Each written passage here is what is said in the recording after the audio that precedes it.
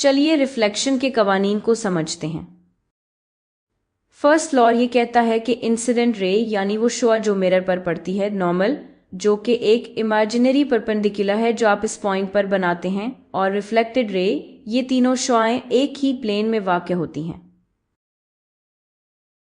इस मिसाल में प्लेन वो है जो तख्ता स्याह पर है। अब ये लॉ सिर्फ तब फायदेमंद है जब मैं 3 डायमेंशंस में काम कर रही हूं, लेकिन चूंकि मैं 3 डायमेंशंस में काम नहीं कर रही, इसलिए ये हमारे लिए फायदेमंद नहीं है। तो इस कानून के बारे में ज्यादा फिक्र ना करें। लेकिन दूसरा रूल, सेकंड लॉ, जो हमारे लिए अहम है, वो रूल ये कहता है कि एंगल ऑफ इंसिडेंस यानी वो जाविया जो इंसिडेंट रे और नॉर्मल के दरमियान बनता है, ये जाविया नहीं बल्कि ये जाविया वो हमेशा एंगल ऑफ रिफ्लेक्शन के बराबर होगा, यानी वो जाविया जो रिफ्लेक्टेड रे और नॉर्मल के दरमियान बनता है। और इसका मतलब ये है कि अगर आपके पास एंगल ऑफ इंसिडेंस बड़ा होगा तो एंगल ऑफ रिफ्लेक्शन भी बड़ा होगा। अगर एंगल ऑफ इंसिडेंस छोटा होगा तो एंगल ऑफ रिफ्लेक्शन भी छोटा होगा। और अगर एंगल ऑफ इंसिडेंस 0 हो यानी रोशनी की शुआ बिल्कुल नॉर्मल के साथ हो, तो एंगल ऑफ रिफ्लेक्शन भी 0 होगा। रोशनी की शुआ वापस नॉर्मल के साथ अपने असल रास्ते पर चली जाएगी। अब हम इसे कर्व मिरर्स पर लागू करते हैं ताकि इमेज का साइज, नेचर और पोजीशन मालूम कर सकें। मिसाल के तौर पर फर्ज करें हमारे पास एक ऑब्जेक्ट है जो सेंटर ऑफ कर्वेचर के बाहर है एक कॉनकेव मिरर के लिए।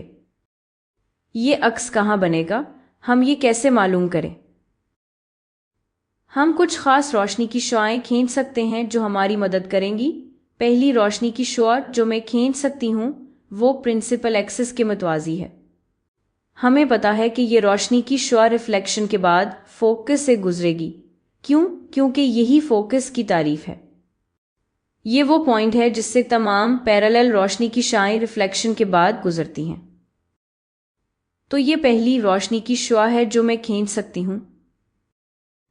फिर मैं एक रोशनी की शुआ खींच सकती हूँ जो फोकस से गुजरती है। अगर पैरेलल रोशनी की शाएं रिफ्लेक्शन के बाद फोकस से गुजरती हैं तो एक रोशनी की शुआ जो फोकस से रिफ्लेक्शन के बाद गुजरेगी वो प्रिंसिपल एक्सिस के मुतवाजी हो जाएगी। ये बिल्कुल इसके उलट है। और अब जब आप ये दोनों रिफ्लेक्टेड रेज देखें तो आपको नजर आएगा कि ये दोनों रिफ्लेक्टेड रेज यहाँ इस पॉइंट पर मिल रही हैं, तो मुझे पता है कि ऑब्जेक्ट के एक्स का सिरा यहाँ बनेगा। और हम यहाँ अक्स भी बना सकते हैं, लेकिन इससे पहले मैं आपको कुछ मजीद शाएं दिखा दूं जो मैं बना सकती हूँ। एक और शुआ जो मैं खींच सकती हूँ वो सेंटर ऑफ कर्वेचर से गुजरती हुई है। अब अगर कोई रोशनी की शुआ सेंटर ऑफ कर्वेचर से गुजरे तो वो नॉर्मल के साथ जा रही होती है। याद रखें, वही नॉर्मल जो स्फेरिकल मिरर के लिए सेंटर ऑफ कर्वेचर से गुजरता है, तो ये रे नॉर्मल के साथ है। और हमने देखा था कि कोई भी रोशनी की शुआ जो नॉर्मल के साथ जाती है वो रिफ्लेक्ट होकर सीधी वापस आ जाती है, यानी वो अपना रास्ता दोबारा अख्तियार कर लेती है। तो अब ये खुद ही रिफ्लेक्टेड रे बन जाती है। और आखिर में चौथी शुआ जो हम खींच सकते हैं वो ये है कि हम एक रोशनी की शुआ सीधी पोल पर शूट करें। और फिर हमें पता है कि प्रिंसिपल एक्सिस इस बार जो सेंटर ऑफ कर्वेचर से गुजर रही है वो नॉर्मल का काम करेगी। और फिर हम ये यकीनी बना सकते हैं कि रिफ्लेक्टेड एंगल बिल्कुल इंसिडेंट एंगल के बराबर हो, और हम इस तरह एक रिफ्लेक्टेड रे खींच सकते हैं। और अब आप देख सकते हैं कि चारों रिफ्लेक्टेड रेज एक ही कॉमन पॉइंट पर मिलती हैं। ये सब एक ही पॉइंट पर मिलती हैं और यही वो जगह है जहां हमारे ऑब्जेक्ट का अक्स बनेगा। तो अब हमें पता है कि अक्स C और F के दरमियान बनेगा, और ये छोटा और उल्टा होगा, और इन्वर्टेड अक्स हमेशा हकीकी अक्स होते हैं। उनको स्क्रीन पर कैप्चर किया जा सकता है। तो हमारा मसला हल हो गया। अच्छा, अब एक केस देखें जहां ऑब्जेक्ट को P और F के दरमियान रखा गया है। क्यों ना आप थोड़ी देर के लिए वीडियो रोकें और देखें कि क्या आप खुद हल करके पता लगा सकते हैं कि x कहाँ बनेगा। अब मैं चारों रेज नहीं खींचूंगी, ये जरूरी नहीं है। अच्छा, फिर से एक रोशनी की शॉ जो प्रिंसिपल एक्सिस के पैरेलल है वो फोकस से गुजरेगी। अब दूसरी रोशनी की शॉ कहाँ खींचूंगी? मैं फोकस से गुजरती हुई खींच नहीं सकती क्योंकि मुझे पता है कि वो आईने से नहीं टकराएगी। मैं सेंटर ऑफ कर्वेचर से गुजरती हुई भी खींच नहीं सकती क्योंकि वो भी आईने से नहीं टकराएगी।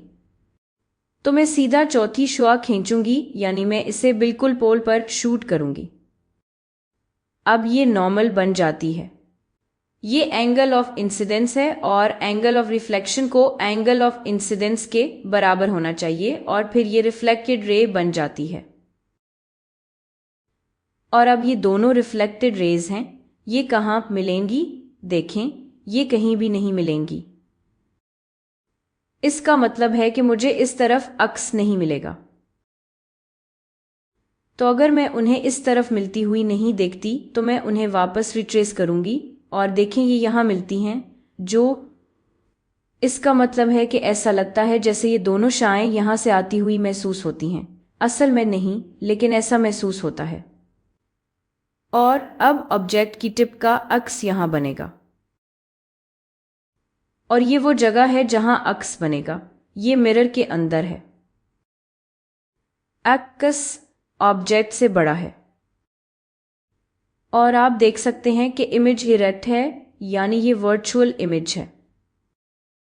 वर्चुअल का मतलब है कि आप इसे स्क्रीन पर कैप्चर नहीं कर सकते। सारी इरेक्ट इमेजेस वर्चुअल इमेजेस होते हैं, आप उन्हें स्क्रीन पर कैप्चर नहीं कर सकते। अच्छा, अब आखिरी केस, आपके पास ऑब्जेक्ट एक कॉन्वेक्स मिरर के सामने है। अब अक्स कहाँ बनेगा? फिर से कोशिश करें कि वही चार रोशनी की शॉएं खींचें जो हमने कॉनकेव मिरर के लिए खींची थी। अच्छा, आए ये करते हैं। ये थोड़ा मुश्किल लग सकता है, लेकिन आए ये करते हैं। पहली रोशनी की शॉ, मैं इसे प्रिंसिपल एक्सिस के पैरेलल गुजारूंगी। ये कहाँ जाती है? ये फोकस से नहीं गुजरती क्योंकि ये मिरर है और ये मिरर के अंदर नहीं जा सकती। इसके बजाय ये ऐसे रिफ्लेक्ट होती है जैसे ये फोकस से आ रही हो। क्या आप देख सकते हैं? ये बिल्कुल वैसा ही है जैसा हमने पहले खींचा था। पैरेलल रोशनी की शॉएं ऐसे रिफ्लेक्ट होती हैं कि वो फोकस से आती हुई लगती हैं। ये पहली शॉ है। अब मैं एक रोशनी की शॉ खींचने लगी हूं जो फोकस की तरफ एम की गई है। अगर कोई रोशनी की शॉ फोकस की तरफ एम की जाए तो रिफ्लेक्शन के बाद ये प्रिंसिपल एक्सिस के मतवाजी चली जाएगी। बिल्कुल पहले की तरह, अगर इंसिडेंट रे पैरेलल हो तो रिफ्लेक्टेड रे ऐसे लगती है जैसे वो फोकस से आ रही हो। और इसी तरह अगर इंसिडेंट रे फोकस की तरफ हो तो रिफ्लेक्टेड रे प्रिंसिपल एक्सिस के पैरेलल हो जाती है। ये दो रेस काफी हैं मेरे लिए ये जानने के लिए कि एक्स कहाँ बनेगा, लेकिन मैं कुछ और शॉएं भी खींचूंगी। अब ये शॉ जो मैं खींचने लगी हूं वो सेंटर ऑफ कर्वेचर की तरफ एम की गई है। अब मैं जानती हूं कि ये नॉर्मल के साथ है, इसका मतलब है कि रिफ्लेक्टेड रे अपने ही रास्ते पर वापस जाएगी। ये बिल्कुल इसी रास्ते पर वापस जाएगी। और चौथी रोशनी की शॉ में पोल पर गुजार सकती हूं, इस बात को यकीनी बनाते हुए कि एंगल ऑफ इंसिडेंस और एंगल ऑफ रिफ्लेक्शन बिल्कुल बराबर हों और इससे मुझे रिफ्लेक्टेड रे मिल जाएगी। और फिर से मेरे पास ये चार रोशनी की शॉएं हैं। और अक्स कहाँ बनेगा? देखें, ये चारों रोशनी की शॉएं ऐसे लगता है जैसे एक दूसरे से दूर जा रही हैं। इसका मतलब है कि ये कहीं भी नहीं मिलेंगी।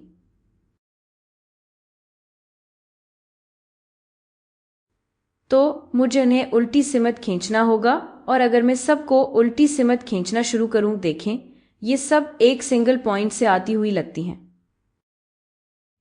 तो मैं जानती हूं कि इस ऑब्जेक्ट का सरा यहाँ है, तो अक्स भी कहीं यहाँ बनेगा और इसलिए इमेज यहाँ बनेगा। देखें, ये मिरर के अंदर P और F के दरमियान है। ये डिमिनिश्ड है यानी ऑब्जेक्ट से छोटा है, और ये इरेक्ट है यानी ये वर्चुअल इमेज है। इसे स्क्रीन पर कैप्चर नहीं किया जा सकता।